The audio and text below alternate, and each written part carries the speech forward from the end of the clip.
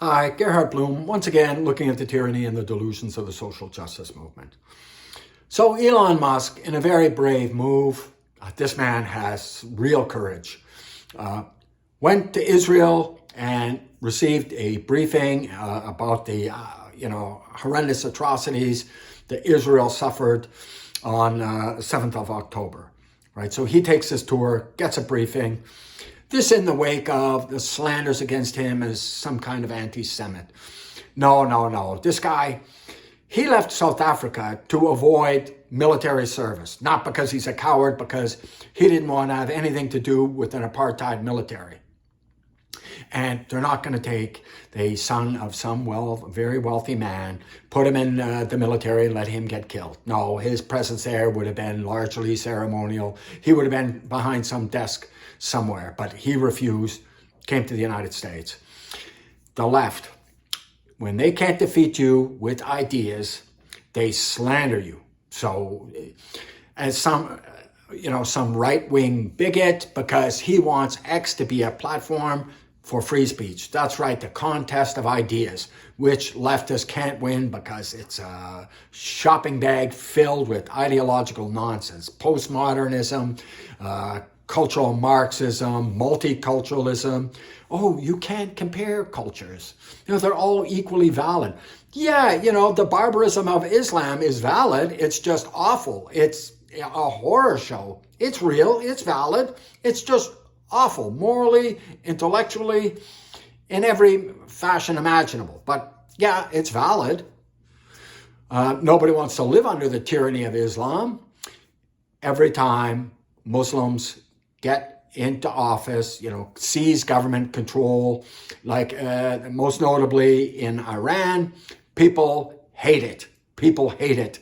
And Afghanistan, right? No, people don't want it. They're living under this tyranny of Islam, and it is held in place by the most brutal and authoritarian practices imaginable. I was on the Sub-Saharan Africa desk at Canada's Integrated Terrorist Assessment Center. There was some Islamic group, Al-Ittihad al-Islamiyya. Somalia, war-torn, ravaged country, governless. And this jihadi group instituted Islamic law. It was awful. People hated it. And eventually it got overthrown.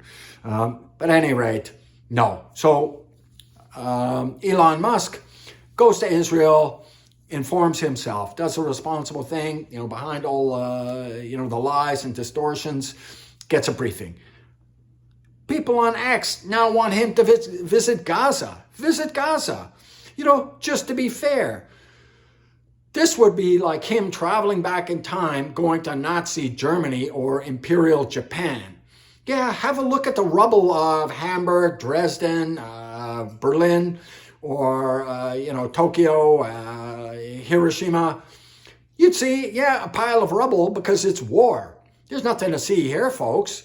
Oh, unless he, has access to the tunnels and, those poor, nearly 200 remaining hostages, see them shelter underground, not knowing if they're going to live or die over the next minute. Then the lies continue. There are people on X posting notification of a letter, a hostage, and her daughter. So this hostage, prior to her release from these murderous killers, wrote a letter thanking these Hamas terrorists for treating her so well. And her daughter, considered herself a queen in Gaza. Oh, how wonderful. These barbaric terrorists treated her like a queen. Do you believe this for a fucking moment? Absolutely not. They literally have a rusty knife at her throat.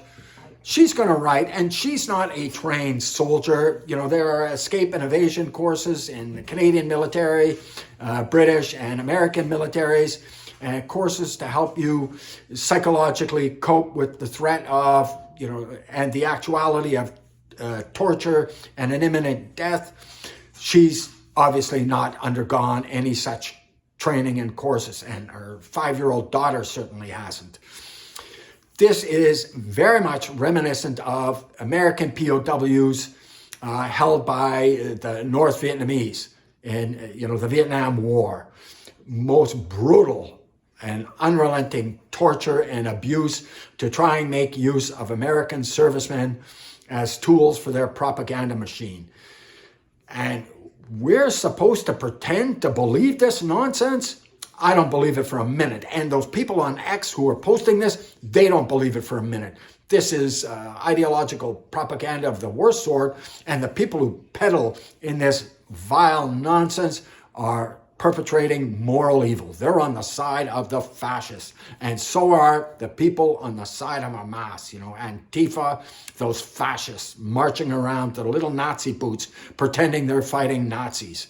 They are the Nazis. Murder, rape, torture, little babies.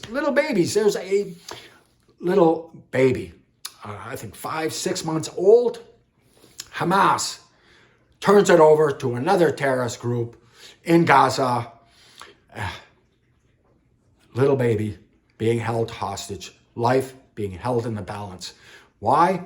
Because they're smuggling it in to an area that Israel, after the ceasefire, is expected to go into, right? And so they're using this baby, yes, as a shield, a little baby. And people are defending Hamas. People think, equivocating, and no, there's evil here. It's unambiguous. And very few situations, very few conflicts are as black and white as this. And this, my friends, black and white. Black like the heart of Hamas killers, and white as the virtuous soldiers for decency and civilization that is Israel. And I've had people, talk to me about, the war crimes Israeli soldiers have committed. American soldiers have committed war crimes. Canadian soldiers have committed war crimes. And Israeli soldiers, undoubtedly. I get that. It is part of the human animal, right? People get out of control. The difference that makes a difference here is Britain, the United States, Canada. We punish our war criminals. We charge them under our own respective laws because we can't trust international tribunals to be just, right? They would use these tribunals as a mechanism to engage in politics by other means. So no. What we do in Canada with soldiers that have broken Canadian law or the Canadian Service Code, we charge them, and we deal with our rotten apples ourselves. The United States does this, Britain does this, and Israel does this. Hamas, you rape, kill, you torture, you kidnap, and you are rewarded. You literally receive financial rewards, right? Whether it's in West Bank by Fatah and the Palestinian Authority, or in Gaza by Hamas. Yeah, they receive a financial incentive for committing the most barbaric atrocities imaginable. Anyways, thank you so much for your time and attention. And no way should Elon Musk be, showing any sign of regard or legitimizing Hamas. These cretins need to die. And the supporters, they can go with them. Aiding and abetting a brutal, genocidal regime. Thank you so much for your time and attention. Bye-bye now.